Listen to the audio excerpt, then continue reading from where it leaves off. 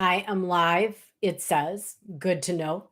My name is Robin Da Vinci, and I am continuing on my quest to help teenagers and young adults learn money literacy. It is so important. It's so important that if we had had this in our programs back in the early days of high school education, if we had put it in the curriculum and we had interest in it, we would not have the thousands, millions of disasters we have today with people's credit scores, credit cards being maxed out, not being able to get good interest rates, all of those things. It's so important to know when you're young, 14 and 15 through 30.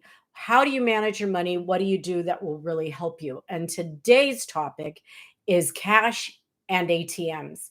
One of the problems with cash and or access to it through an ATM is people forget to account for it. They walk away with their 20 or 60 or $100 and all of a sudden it's in their pocket, it's in their purse, it's in your wallet and you don't think of it again and then it's gone and you haven't accounted for it, you haven't kept receipts and you don't know where it went and taking that cash may have shorted your budget for a car payment or an insurance payment or rent or mortgage. And so, what I want to say about cash and ATMs normally, what we do is we give our kids cash for an allowance. And I did that. I would give my kids cash every week so they would have money for lunch, they would have money to do with what they needed. They had a credit card from me for their gas and emergencies. And so, we didn't actually keep total track of our cash. And so cash became an issue. Well, I gave you that cash. Where is it? Well, I did this, this, and this, and this. Well, can you show me proof? Did you really do that? I wasn't trying to really check on them. My kids were great. But I think that it gave them a sense of autonomy to just have this cash and it was theirs and no one needed to know what they did with it. So I'm a believer in having an account for your kids, putting the money in the account, having to go physically get it out of the account, having to keep the receipt, and having your kids account for where that money went. So if you're a parent or a guardian who actually wants your children to get some money responsibility, you need to actually put that money in an account where they have to get a bank statement or get it online, look at it, see if they got charged a fee for going under the balance or did they bounce something. I don't normally think that kids need checking accounts. Indeed, with the current situation with banks, you can pay everything online. But most teenagers, young adults, don't need those checking accounts until they get out on their own, bill pay and things like that.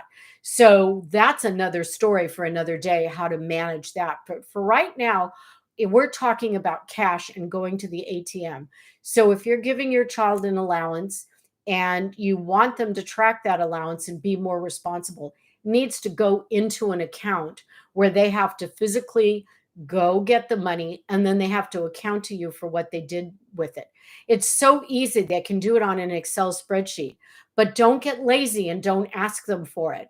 Make sure they understand that you will not do this unless all the rules are followed. They have to tell you what they spent it on. They can't do it frivolously. You can give them a little bit of cash for lunch money and whatever. But if they're going to actually get money to go out on dates and to go to games or to go to Disneyland or whatever, it needs to be done in a responsible way where they have to go online, look at their account, see what they did, and understand that they're out of money. It's the best way for them to learn. Very easy. All my kids had accounts when they were in high school. They had savings accounts.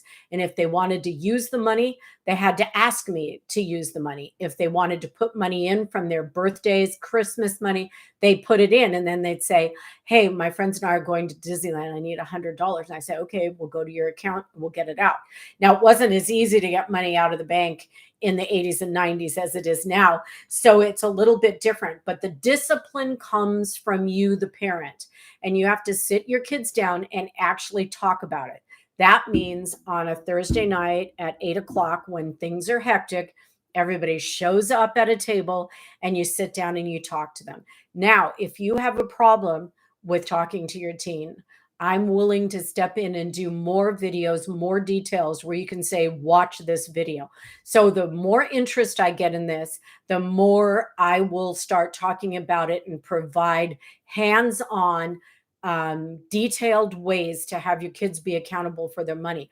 When they go off to school or they leave the house and get their own apartment, they cannot be flailing around going, oh, I'm in trouble. Oh, I didn't, my utility bounced because I spent money to go to a football game, or I don't have enough money for rent this month because I I didn't mean to, but I loaned my friend money. No, all of those things have to stop. And cash and the ATM are two places where kids really, really disrespect money. They don't know better. And I'm not saying it's your fault, but I'm saying since they don't know better, you have to tell them, or I have to tell them. And I'm happy to tell them. I am a grandma, I'm a baby boomer, and I apologize for them not knowing this already. The school systems don't have time to teach everything else and teach this. So I'm stepping in and I want you to know I'm a hands on, no nonsense, love my kids and grandkids kind of grandma. I am not afraid to tell the truth, though. Certain things you can't do. And if you don't tell your 15-year-old and don't open an account for them and don't give them a way to be responsible for the money, they're not going to learn it later. It's going to be a habit that they continue to have, and you're going to pull your hair out because rent's going to be late. They don't have money for their phone. Getting a child a cell phone and having them pay for their auto insurance with a part-time job, having them open a savings account, having those payments debit their account so they have to keep track of that cash. Those are the very best ways to get them responsible. I'm not saying they won't make a mistake, and I'm not saying that you won't have to step in once in a while, but start the ball rolling, start the conversation. It needs to be said, it needs to be done. You are responsible for your kids' money literacy going forward, and I am here to help. So you can lean on me. I will let you ask me questions. You can, go to my website. These are going to be up on the website. If you have questions, um, we'll have a way to answer them. But for sure, ATMs, cash, open a savings account, have them be responsible for auto insurance and other payments that they owe, a cell phone. If you're giving your child a cell phone and they're on your plan so that it's cheaper, they need to reimburse you monthly for their plan. All of these things that you do when they're in high school and in college will teach them how to do this when they're out of college, in their own place, getting married, having a partner, getting roommates. All of that is really important to know. My son in college was the only one that knew how to handle money. And he had so many systems in place that I will share with you at another time. They were amazing because his friends would flake out and their phone would be turned off and their lights would go out. And my son finally said, no, this is not okay. We're not going to do it this way. And he started a spreadsheet on a big board and a billing system, and he made them pay for their portion of everything that was in the house. So there's ways to do this, but it starts early. It starts in high school. It starts with allowances. It starts with part-time jobs. If your child's going to get a part-time job and you say, oh, that's your money, and we don't care about it as long as you get it. No, that's a mistake. That is a real mistake. Don't make that mistake anymore. That money needs to go direct deposit into a savings account that they need to balance every month, and they need to use wisely. So join me for this teen literacy across the country, and we will get this handled. Your young people need to understand that. My name again is Robin Da Vinci, and I am here to help. Thank you.